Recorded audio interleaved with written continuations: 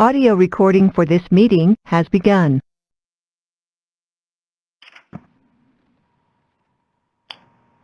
Good afternoon, everyone, and thank you for joining us for today's webinar, VA Housing Resources for Heroes Part 3, which is an overview on VA REO property preservation and access to opportunity for nonprofits. My name is Shantaria Charleston, and I will be the moderator and host for your call today. If you have not already done so, please ensure that you have access to both the audio and video portion of the webinar. To access the PowerPoint for today's call, please follow the link on your meeting confirmation email. All participants are in listen-only mode, which means your line is muted. However, we are very interested in your questions as well as your feedback, so to submit a question, please use the Q&A box that will appear on the lower right-hand side of your screen. Again, today's webcast is being recorded. Both the recording and presentation will be made available on HAC's website, www.ruralhome.org, shortly following the webinar. So there are a couple of familiar names here today that I see, but for those of you that are not familiar with the Housing Assistance Council, a brief overview. The Housing Assistance Council is a national nonprofit organization based in Washington, D.C. that assists local organizations with building affordable homes in rural America. With a mission to improve housing conditions for the rural poor, HAC places an emphasis on striving to serve the poorest of the poor in the most rural places. HAC emphasizes local solutions, empowerment of the poor, reduced dependence, and self-help strategies. HAC assists with the development of both single and multifamily homes and promotes homeownership for working low-income rural families through a self-help sweat equity construction method. So if you are interested in learning a little bit about more of HAC's services or products, HAC has an office near you. The contact information for the regional HAC offices as well as the national office is currently being displayed on your screen. You can also find that information listed on HAC's website, www.ruralhome.org. Also, please mark your calendar and join us for the Section 502 Packaging Certification course being held September 14 through 16 in Oswego, New York, as well as HAC's semi-annual 2016 Rural Housing Conference that's taking place November 29th through December 2nd in Washington, D.C. I'd also like to take a few moments out to thank our sponsors, the Home Depot Foundation, USDA Rural Development, Wells Fargo Housing Foundation, and J.P. Morgan Chase & Company.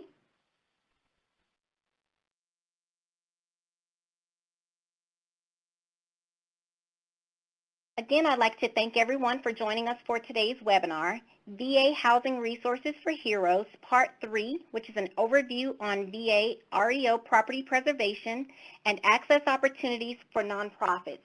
Before we jump into the webinar today, I'd like to introduce our speaker for today. Our speaker for today is Eric Bryant, and Eric has served as a realty specialist in the Property Management Division of the VA Home Loan Guarantee Program. Eric works to analyze, develop, and implement program policies related to VA's acquired property and homeless shelter operations, and also works with a diverse group of stakeholders to oversee VA's contract with a private sector firm who manages, markets, and sells VA's acquired properties.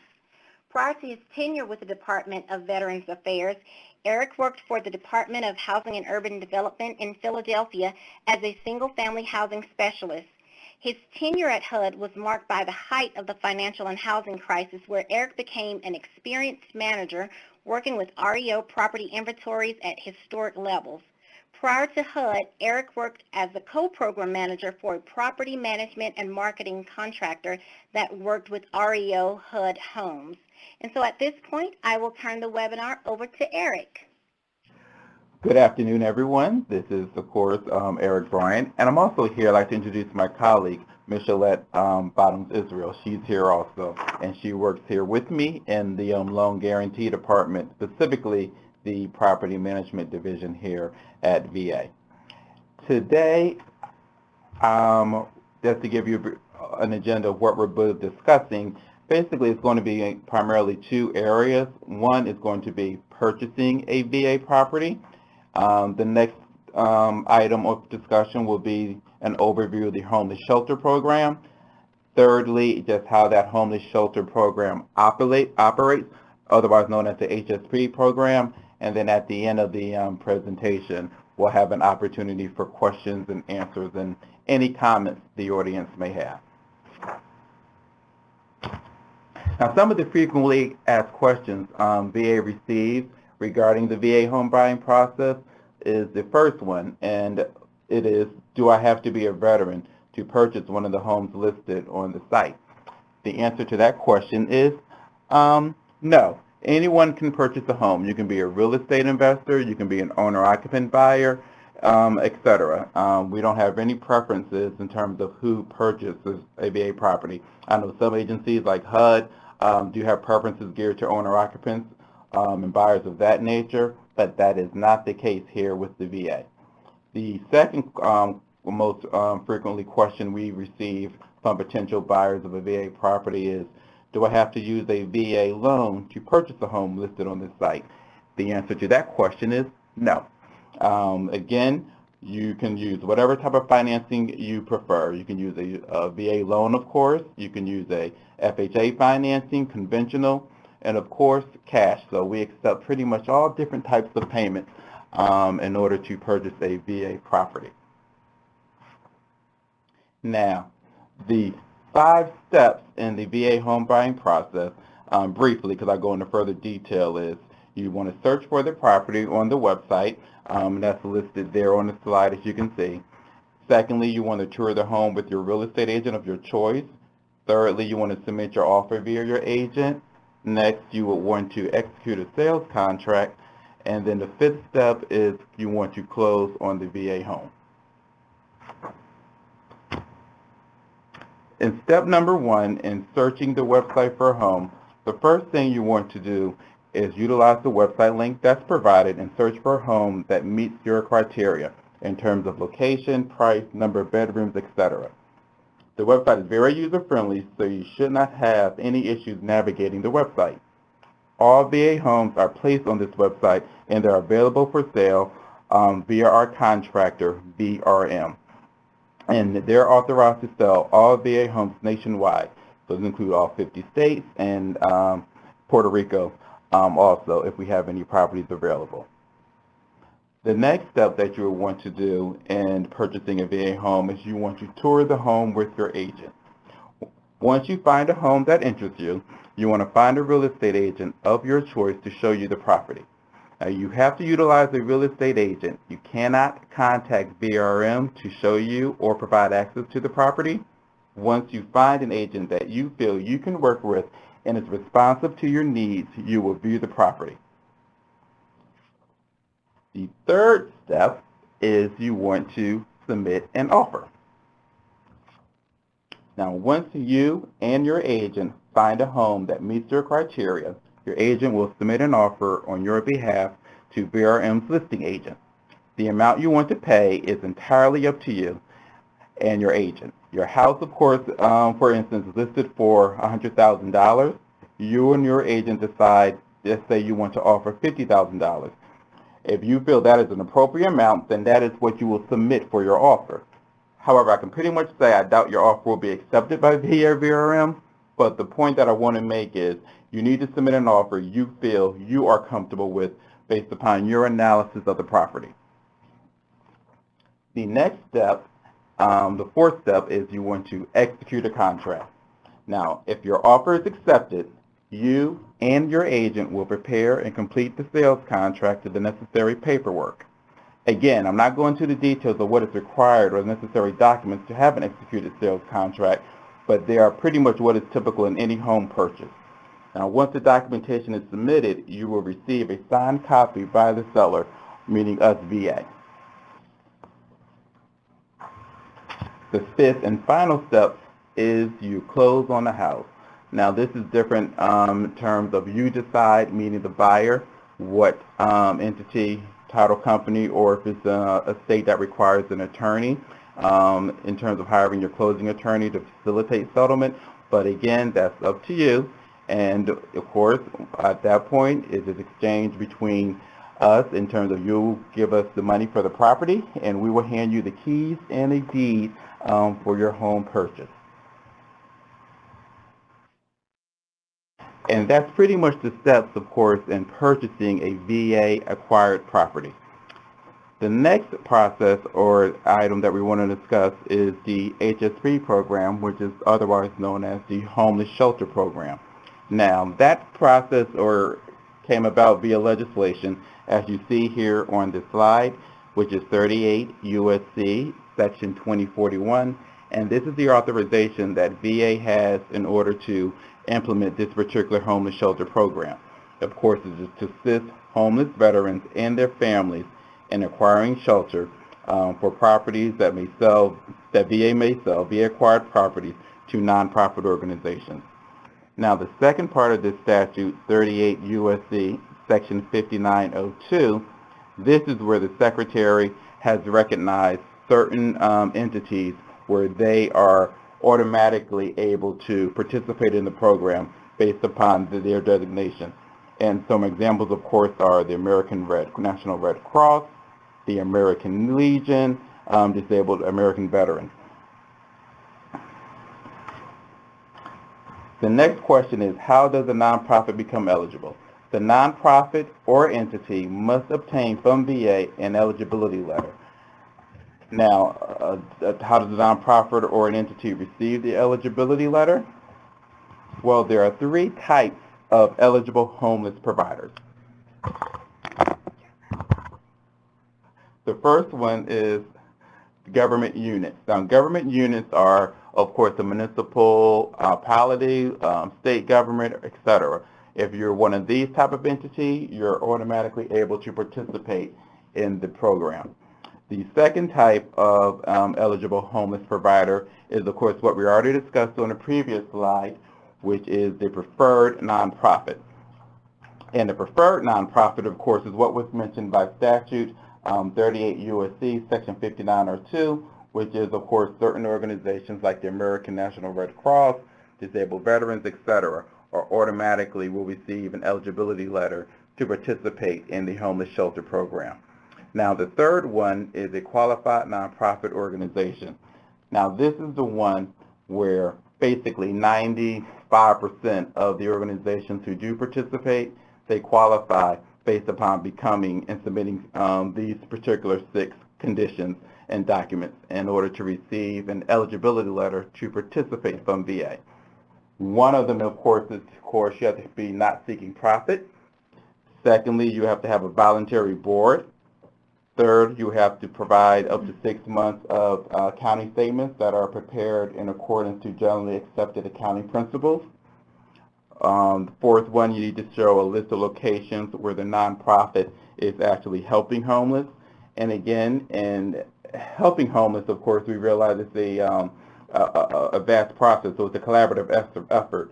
What VA, particularly with property management, what we can provide is help with that housing pillar in terms of eradicating homelessness, but we look for you, the nonprofit, who has the area of expertise to help facilitate the other resources a homeless veteran may need, such as education, employment help, healthcare, medical attention, etc.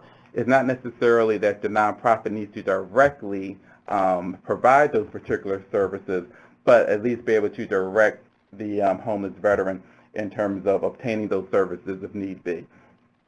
Fifth, you want to, of course, have your federal tax exemption. And sixth, you want to have your delegated authority in terms of who's on the board and who can sign certain documents. Once you gather all that particular documentation, you want to send all that information to our office at VA, which is called Contract Assurance Unit, is the business unit, and they're located in Nashville, Tennessee. That's the address, and of course, that's where all the information will go. You can either mail it, or as you can see at the bottom of the slide, at the Nash PM, you can pretty much email it to that particular email address. Normally, it takes about 3 weeks in order for our staff there in that business unit to go through the application and decide whether or not that particular nonprofit entity is eligible to participate.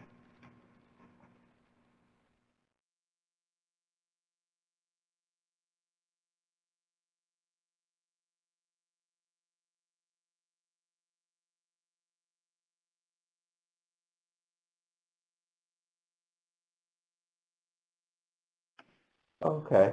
Well, let me, I think we do have a question, but let me talk about the slide that's actually there, which is about the discount, and just to tell you how the HSP program operates. Basically, what VA, particularly specifically loan guarantee, can provide is the housing pillar component of eradicating veteran homelessness. And therefore, we provide houses to a nonprofit at a discount, and the discount varies based upon how long the property has been listed for sale in our inventory. So as you can see here by the chart, if it has been listed for at least 30 days, but less than 2 months, the nonprofit will receive a 20% discount from the current list price. If the property has been listed for 2 months, but less than 3 months, the nonprofit will receive 35% off the current list price. And the highest discount that can be received is if the property has been listed by our contractor for more than 3 months. They will receive 50% off the list price. So of course, a $100,000 property, you receive 50% discount, which is $50,000. The amount the nonprofit will be paying is of course $50,000. Now with that, we ask, meaning VA, as part of the requirements, is that the property be utilized for homeless shelter for 3 years. So with that, once the property is sold, there's a restriction recorded with the deed that will require that property to be utilized to house homeless veterans for a 3-year period. After the termination or the expiration of the 3-year period, that nonprofit, that restriction is lifted, and that nonprofit can sell the property at the current market value if they need money to continue their endeavors in helping homeless veterans, or of course we would encourage, of course, to continue to utilize that property as a veteran homeless shelter.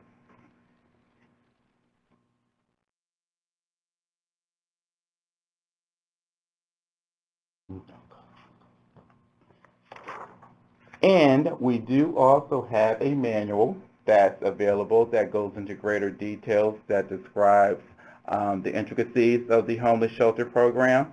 And of course, that link is provided in the slide below, which is www.benefits.va.gov link. And of course, that will basically explain in greater detail more requirements about the program.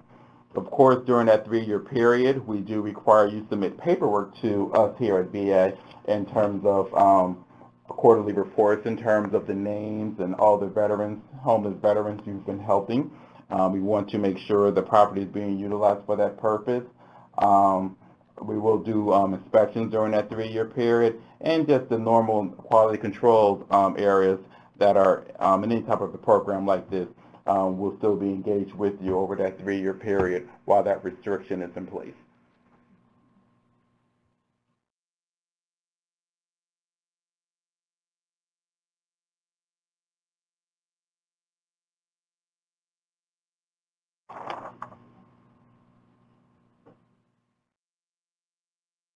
Eric, Yes.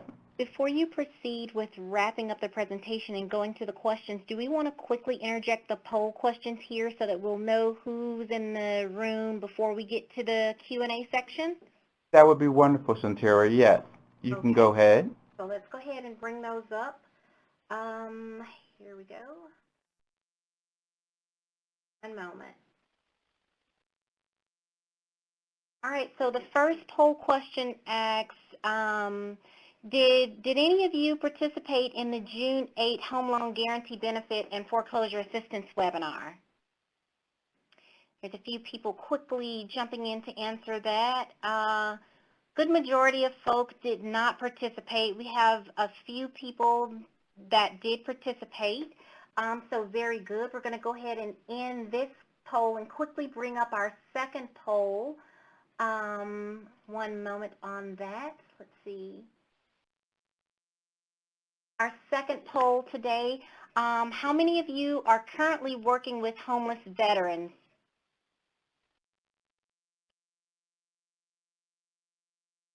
Let's see. The numbers are coming in very rapidly. All right, so it looks like majority of people on the call today are not working with, or not currently working with homeless veterans. That's not to say that they're not working with veterans at all, just that they're not working with homeless veterans. And then we do have a Correct. small portion that is currently working with homeless veterans. So I'm going to go ahead and close that poll and bring up our final poll for today before we move into the Q&A portion of the call. And it's just simply asking, after hearing the information that Eric has provided about the VA REO property, how many of you think that your organization might be interested in purchasing a VA-owned property? And so if we could ask you to please go ahead and make your selections. Well, now the numbers are direct inverse of the ones before. So it looks like a fair amount of people, more than half on the call today, would be interested in purchasing a VA-owned property, and there is quite a few that are still in the collection stage of pulling together information to make that decision. So not bad, not bad. Going to go ahead and end that poll and then turn it back over to you, Eric, so that you can push us through to the Q&A. Okay. And I do see, and pretty much that's basically, there's one more slide or so, but I do see a question here that I'll address. Basically, we'll have a couple of more slides. And it's basically, of course, the goal of the program is to eradicate veteran homelessness. As we kind of stated earlier, homelessness for veterans is a multi-layered problem. Homelessness is basically a symptom of a broader problem, whether that's health issues the veteran may be experiencing, education, employment, things of that nature. So what we can particularly do in this particular division at Loan Guarantee Property Management is help the nonprofit with that housing pillar in terms of providing a discount in order to facilitate housing a homeless veteran. What we would like is for the nonprofit to have other experience in terms of being able, as I stated earlier, to provide those collaborative services such as education, healthcare, etc. And again, not necessarily providing them directly, but at least being able to direct that homeless veteran in order to obtain those particular services. And I do see we do have a question here in the Q&A, and please, if I'm not quite, I think it says something to the effect of, is the program only for organizations helping the homeless? How about helping low-income avoid homeless? As my colleague Michelle stated, yes, the program helps veterans who are at risk of homelessness. So if the veteran is at risk of being homeless, then this is a program that would be able for them to be utilized in order to, of course, eradicate veteran homelessness. And at this point, are there any more questions and answers, or comments rather, regarding the program or anything that was discussed today?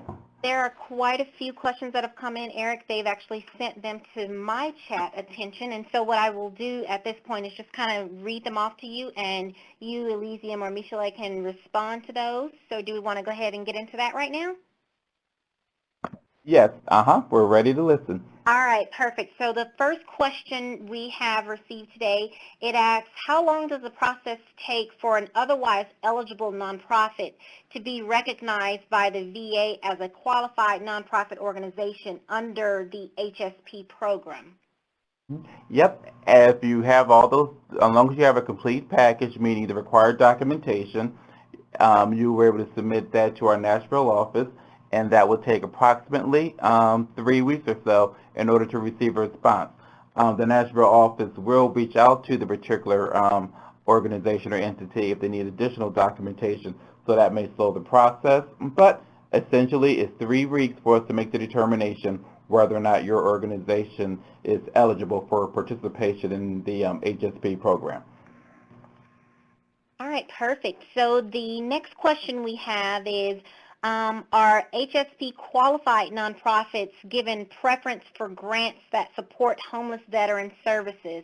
I guess the question's asking across the VA, like other grants that support homeless services then, if they're qualified as one of them. Again, okay, I'm not so familiar with all grants that VA provides, so it would be based upon whatever that criteria is for that particular grant is. Off the top of my head, I would tend to think not.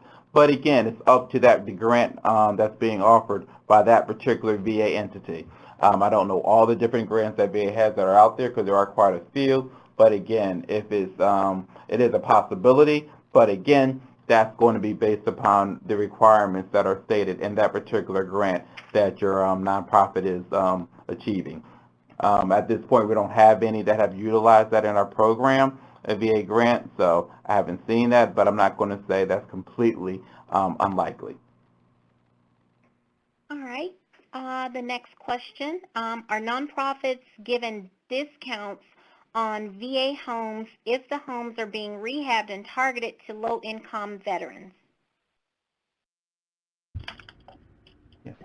So again, the discount that we provide is based upon the list price will reflect it. If the property needs to be rehabbed, that's going to be reflected in the list price of the property.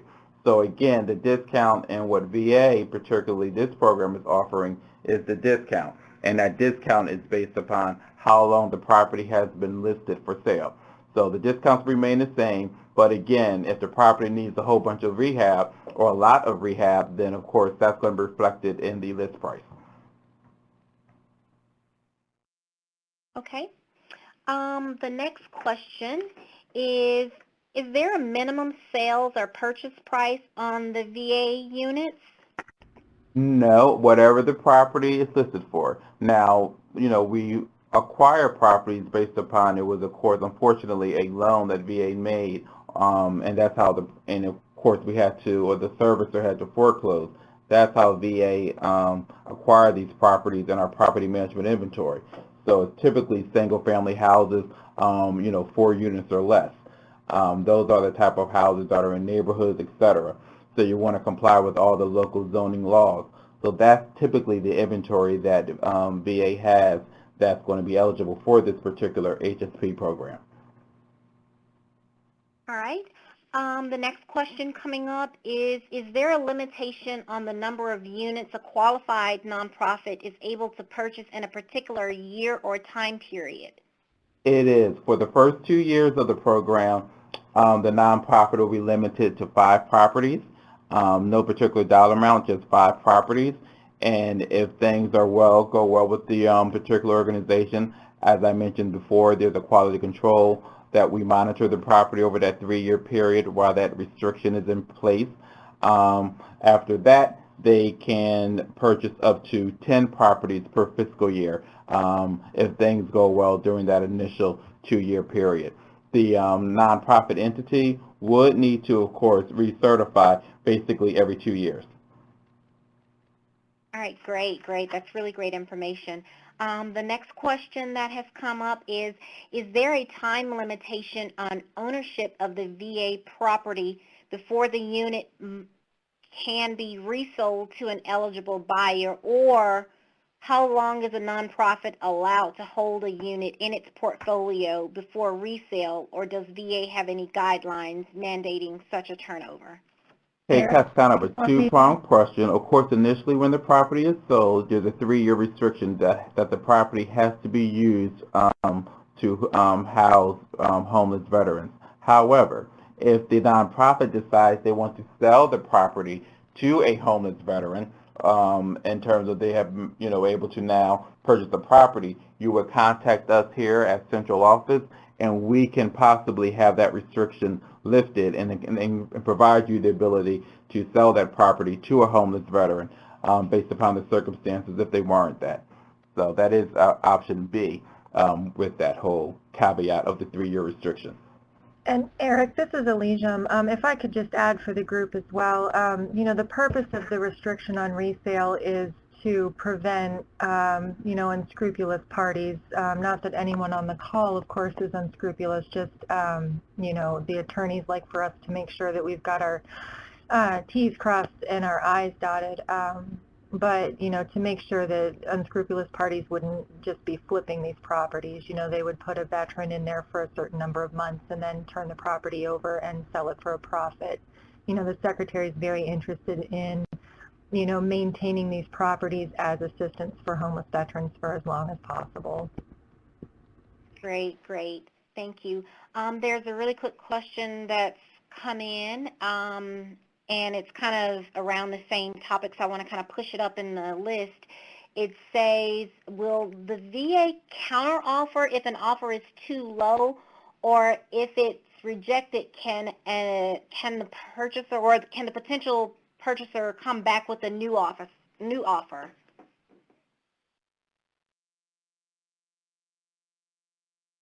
Okay, so if we're talking about the pricing, this is Michelette, and if you're talking about the pricing of a property that's being purchased by a nonprofit based on a previously set discount, based on how long it's been listed, then there's no price negotiation. So if the price is $100,000 and you're getting it within the first 30 days, you know it's only a 20% discount. If it's 60 days or more, you know it's 35%. And if it's 90 days, then you know it's a 50% discount. So that's flat. There's no negotiation at all. Now, Ms. Gillette, do you want to talk about in the regular PM world what happens if people just want to buy not for homeless shelter purposes, but if someone wants to buy an REO for other purposes? Could you talk a little bit about how that process would work in terms of offers? Okay, certainly. When we have a property that's listed for sale, just think about your traditional purchase process. And basically what you're doing is you are looking and you're making an estimate based on the comparisons that you and your realtor have done, and you're presenting an offer. Now, typically, when you present your offer, we're hoping that you're doing your highest and best initially. But if there's a situation where we receive more than one or multiple offers on a property, then our contractor will come back and say, look, we've received multiple offers. You need to know this and understand we're going to allow you another day or two to give us your highest and best bid, because ultimately the VA is looking to replenish a fund that is funded with taxpayers' money. So we want to do that, but the only time you will get an opportunity to come back and generate a new offer is in that scenario. Now, however, if you see a property for sale and we rejected the offer and you still see it for sale later, you can certainly, with your realtor, come back and submit another offer that's just the same as it is in any other standard transaction. Correct. And as Michelette stated, if you submit an offer, yes, the VRM will counter, even if you are the only offer. They will counter an offer to you. So, again, as Michelette already stated, it's the same in any other process. They may not counter, just depending how close you are into what the target price may be. But it is a possibility that, yes, even if you're the only bidder, that you may receive a counter offer from our contractor. Okay. All right, that makes sense. The next question, after purchase, are nonprofits allowed to charge rents or I guess an occupancy fee to homeless veterans or those at risk for homelessness during the 3-year mandatory use period?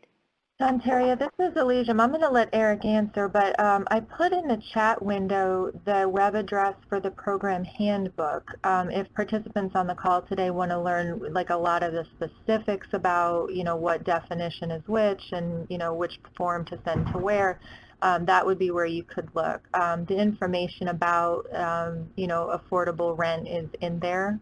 And with that, Eric, you want to go ahead and field that? Yeah, that's pretty much it, because I'm not, pretty much you basically answered this in there. It's the affordable housing standard that's dictated by HUD. I don't know the specific numbers, I guess 30% of the market rate. Go ahead. Eric, I've got it up. I'll go ahead and okay. I'm sorry. You know, yes, to answer the question briefly, yes, you are permitted to charge rent, but nothing above 30% of the veteran's gross monthly household income. You know, and we have a lot more particulars in there about what gets counted as income and not. So it's, you know, it's basically HUD's affordable housing standard for rent. So what we are trying to avoid is, you know, folks purchasing properties and then charging veterans market rate or even higher rent when, you know, homelessness is an issue. They're, you know, cash constrained and all sorts of things. We didn't want that to be the case, but that would happen. All right, great, perfect. And so we have one final question that has come in, and that question is, are most or all of REO properties available as scattered site single-family homes, or are there sometimes available, say, small subdivisions or several units together? There could be units that are together. Most of our REO property is, conglomerated around where we have VA loans, and most of the VA loans that we do are around areas that are, near bases. That's not to say we don't have properties in rural areas. I think last we looked at, it was somewhere around 15 or 18% of the loans that we do are in rural areas, and so some proportion of those, would eventually foreclose and be available through the REO process. So we always encourage folks to look on the VRM website tool and pull down the, the drop downs and do a good thorough search. It's a very easy tool to use, and so you can see what's where.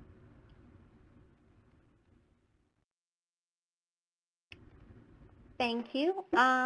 Looks like that was the last question. Do we have any more questions from our participants on the call today? And just to kind of chime in what Elysium was stating too, because like at the highest areas, most of VA properties are located near bases, so that's where you will find the highest concentration of VA acquired properties.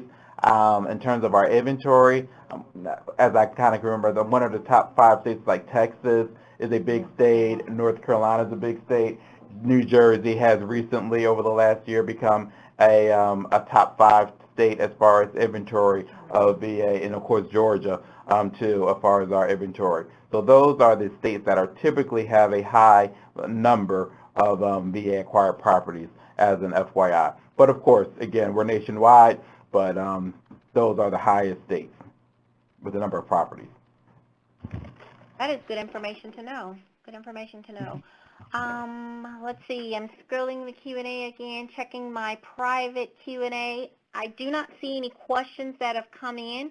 Going to allow folks one additional opportunity to chat in a question for Eric, Elysium, and Michelet today.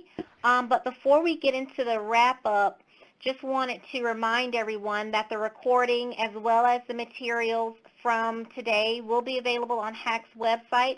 Also, please be on the lookout for an email containing a link to your certificate of participation, as well as a link to this survey for the webinar today. That is the way that you let HAC know that we're bringing the most relevant information to you according to what your activities are. One final scan. I see no questions. So at this point, I would like to thank Eric, Elysium, and Michelet, our VA partners, for the wealth of information that they've provided today and in the previous 2 webinars. I'd also like to thank each of you for joining us for today's webinar. And with that said, I'd like to wish everyone a very well rest of your afternoon. Thank you. Thank you all. This is Eric. Thank you. Thank you. Have a good afternoon. Bye. Okay, goodbye.